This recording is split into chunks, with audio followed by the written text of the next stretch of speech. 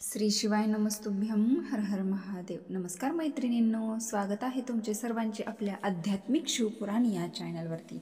मैत्रिणींनो, सोमवारच्या दिवशी तसेच मासिक शिवरात्र, अष्टमी, प्रदोष आणि महाशिवरात्र भगवान भोलेनाथांची विशेष पूजा केली जाते. भगवान भोलेनाथ हे भोले बाबा आहेत. ते भक्तांना शीघ्र प्रसन्न होतात. या दिवसात भगवान शिवाला आवडणाऱ्या वस्तू अर्पण केल्यास तसेच स्त्री पुरुष आणि काही नियम पाळल्यास भोलेनाथ आपल्या भक्तांची मनोकामना इच्छा पूर्ण करतात. शिवरात्रीला या काही खास वस्तू अर्पण केल्यास आणि काही नियम पाळल्यास भगवान भोलेनाथ शीघ्र प्रसन्न होतात आणि जीवनात येणाऱ्या सर्व काही बाधा दूर करतात. भगवान शिवाच्या पूजनेचे काही नियम आहेत आणि काही प्रभावशाली उपायही पाहणार आहोत. चला तर मग व्हिडिओला सुरुवात करूयात. दरवर्षी माघ महिन्यातील कृष्ण पक्षातील चतुर्दशीला महाशिवरात्री साजरी केली जाते. यावर्षी पंचांगानुसार महाशिवरात्री फाल्गुन कृष्ण चतुर्दशी तिथी 26 फेब्रुवारी रोजी सकाळी 11:08 ते 27 फेब्रुवारी रोजी सकाळी 8:54 आहे. तर पूजा मुहूर्त पाहिले तर शिवरात्री बुधवारी 26 फेब्रुवारी रोजी साजरी केली जाणार आहे.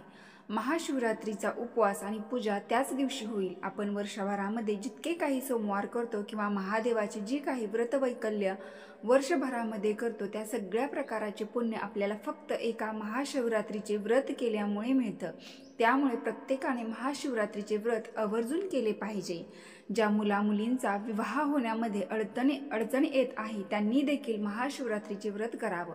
यामुळे लवकरच त्यांना मनासारखा जोडीदार मिळू शकतो. तसेच सौभाग्यवती महिलांनी ही व्रत केल्यास सौभाग्य अखंड राहते अशी देखील मान्यता आहे. तर 26 फेब्रुवारी रोजी महाशिवरात्रीचे व्रत करणाऱ्या गुरुवारी 27 फेब्रुवारी रोजी उपवास सोडावा. महाशिवरात्रीचा उपवास सोडण्याची वेळ सकाळी 6:48 ते 8:54 आहे. या काळात तुम्ही उपवास सोडून उपवास पूर्ण करू शकता. महाशिवरात्री व्रताची लहान मुलं, स्त्रिया, पुरुष घरातील सगळ्यांनी केले पाहिजे.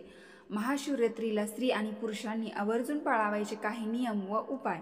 महाशिवरात्री दिवशी सकाळी लवकर उठून पाण्यात काळे तीळ टाकून आंघोळ करून शक्य असल्यास गंगा स्नान करावे किंवा आंघोळीच्या पाण्यात गंगाजल मिक्स करून देखील तुम्ही आंघोळ करू शकता. यामुळे पितृचा आशीर्वाद प्राप्त होतो तसेच भगवान शिवाचा विशेष कृपा प्राप्त होते. उपवासाचे इच्छित फळ मिळवण्यासाठी उपवासाच्या दिवशी शक्यतो फलाहार करून उपवास पकडावा. परंतु ज्यांना काही कारणास्तव फलाहारवर उपवास करायचा नसेल तर ते फराळ करू शकतात. पण पांढरे मीठ वापरण्याऐवजी सैंधव मीठ वापरावे असे म्हटले जाते. शेवटी उपवास हा आपला श्रद्धा आणि भक्तीवर असतो. तुम्ही फलाहार करून उपवास करा किंवा फराळ करून भक्तिभावाने मनोभावे उपवास करा. मनातील इच्छा भगवान शिवशंकर नक्की पूर्ण करतील. उपवासाच्या दिवशी दिवसभर भगवान शिवाची मनामध्ये उपासना, नामस्मरण, आराधना करावी. या दिवशी महामृत्युंजय मंत्राचा देखील जप करावा. यामुळे आयुष्यातील दुःख, संकटे नष्ट होतात. 3. शिवरात्रीच्या दिवशी शिवलिंगावर आक म्हणजे रुईचे फूल, बेलपत्र, भांग या वस्तू अर्पण केल्याने शुभ मानले जाते. 4. शिवलिंगावर अखंड तांदूळ समर्पित करावे. कारण असे म्हटले आहे की शिवलिंगावर तांदूळ समर्पित केल्याने धनासंबंधित समस्या दूर होतात, आर्थिक समस्या दूर होते, कर्जाच्या संबंधित समस्या दूर होतात. तसेच शिवलिंगावर अखंड 1 मूठ गहू समर्पित केल्याने जीवनातील अनेक संकटे दूर होतात. जीवनात सुख, समृद्धी, संपदा वास करते. आपल्याला 2 प्रकारचे दिवे लावायचा आहे. एक तिळाचा दिवा लावला तर आपल्याला पितरांची शांती मिळते. तुपाचा दिवा हा साधना करण्यासाठी असतो.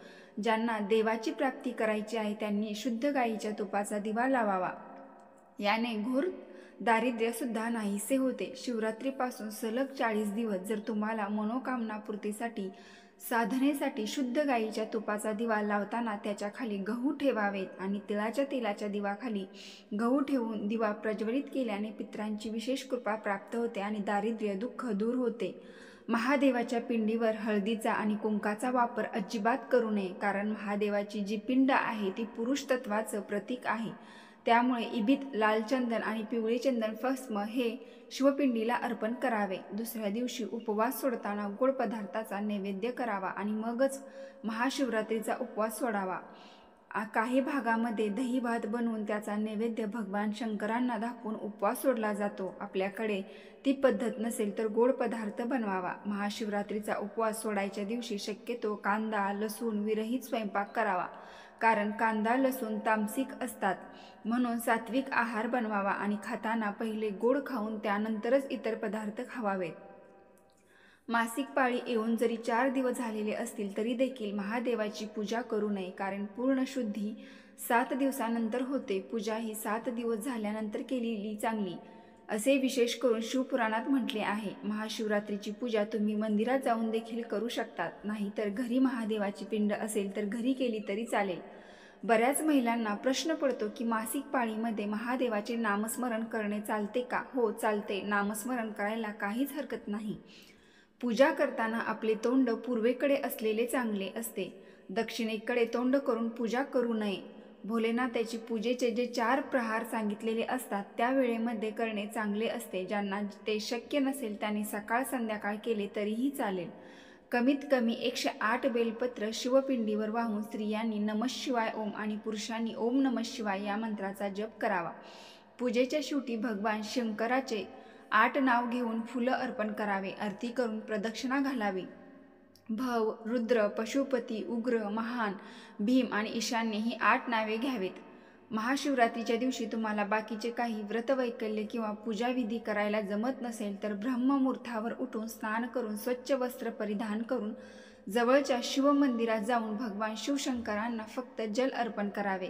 व्रत केल्याचे पुण्यफळ प्राप्त होईल. भगवान शंकराची पूजा करताना पूजेच्या ताटामध्ये बेलपत्र धतुरा फुले फळ पांढरे चंदन भस्म गंगाजल कापूर गाईचे दूध उसाचा रस मध शमीपाने मंदाराची फुले इत्यादी पूजा साहित्य असावे आणि माता पार्वतीसाठी सौंदर्य सामान ठेवावे.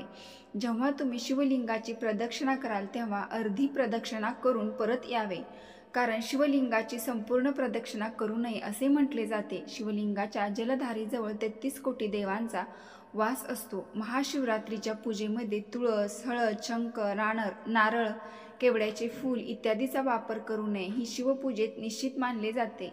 महाशिवरात्री व्रत आणि उपासनेमध्ये ब्रह्मचार्याचे नियमांचे पालन करावे. महाशिवरात्रीच्या उपवासाला रात्री जागर करावा, यामुळे व्रताचे अधिक पुण्य फळ मिळते. शिवपुराणात महाशिवरात्रीच्या रात्री जागरणाचे महत्त्व सांगितले आहे. महाशिवरात्रीच्या दिवशी जास्त वेळ झोपून राहू नये. सकाळी ब्रह्ममुहूर्तामध्ये किंवा किमान सूर्योदयापूर्वी उठावे. काही दिवस महाशिवरात्रीच्या दिवशी केस धुतले जातात. तुमच्याकडे धुण्याची पद्धत असेल तर तुम्ही धुवू शकता, तर काही ठिकाणी भोलेनाथाच्या उपवासाच्या दिवशी केस धुतले जात नाहीत. तुम्ही तुमच्या भागानुसार हवे ते करू शकता. महाशिवरात्रीच्या दिवशी तुम्ही पांढऱ्या लाल रंगाचे कपडे घालू शकतात, पण काळ्या रंगाचे कपडे घालू नका किंवा इतरही रंगाचे कपडे घातले तरीही चालतील. महादेवाच्या पिंडीवर अभिषेक करताना मग तो कशाचाही असो, दूध दही पंचामृत किंवा इतर कशाचाही, त्यावेळेस वेगळा तांब्या किंवा भांडं वापरावं. शंखाचा वापर करू नये. अभिषेक करू नये. महादेवाच्या पूजेमध्ये तुळस निषिद्ध आहे. बरेच जण महादेवाची पिंड तुळशीमध्ये ठेवतात, पण ते अत्यंत चुकीचे आहे. तुळशीमध्ये फक्त शाळीकाम ठेवला जाते, शिवपिंड नाही. माता तुलसीने भगवान शिवाला श्राप दिला होता, त्यामुळे वैकुंठ चतुर्दशी सोडून इतर कुठल्याही दिवशी महादेवाला तुळशीचे पान वाहिले जात नाही. महादेवाच्या पिंडीवर केवड्याची फुले चाफ्याची केतकीची फुले अजिबात व्हायची नाहीत. महादेवाच्या पिंडीवर जेव्हा आपण दूध दह्याचा अभिषेक करतो त्यावेळेस तांब्याचं भांडं अजिबात वापरायचं नाही, कारण तांब्याच्या भांड्यात ठेवलेले हे पदार्थ खराब होतात. हेच विष समान पदार्थ महादेवाच्या पिंडीवर वाहणे योग्य नाही. केवळ जल अर्पण करत असाल तर तांब्या वापरला जातो.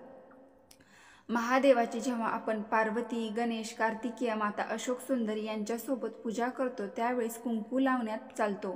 फक्त महादेवाची एकट्याची पूजा करत असतो त्यावेळेस कुंकू लावू नये. त्यावेळी चंदन इबीद आणि भस्म लावावा. महाशिवरात्रीच्या दिवशी आपण महादेवांना ज्याही खाण्याच्या गोष्टी वाहिल्या असतील त्या गोष्टी दुसऱ्या दिवशी व्रताचं पारण सोडताना खायच्या नाहीत. त्यामुळे आपल्याला वेगवेगळे दोष लागू शकतात असे म्हटले जाते. महाशिवरात्रीच्या दिवशी आपलं घर स्वच्छ ठेवावे. आपल्या घरातील वातावरण अतिशय प्रसन्न असावं, यामुळे आपली पूजा सार्थक लागते.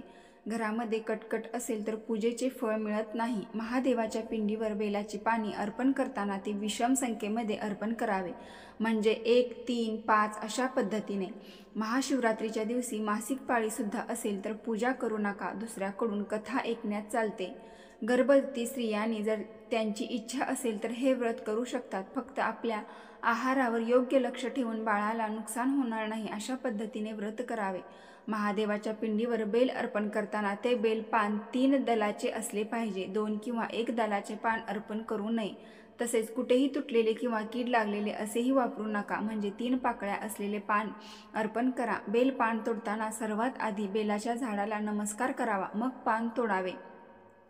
थोडा वेळ बेल बांधलेले, तुटलेले, चिरलेले महादेवाच्या पिंडीवर अजिबात अर्पण करू नका.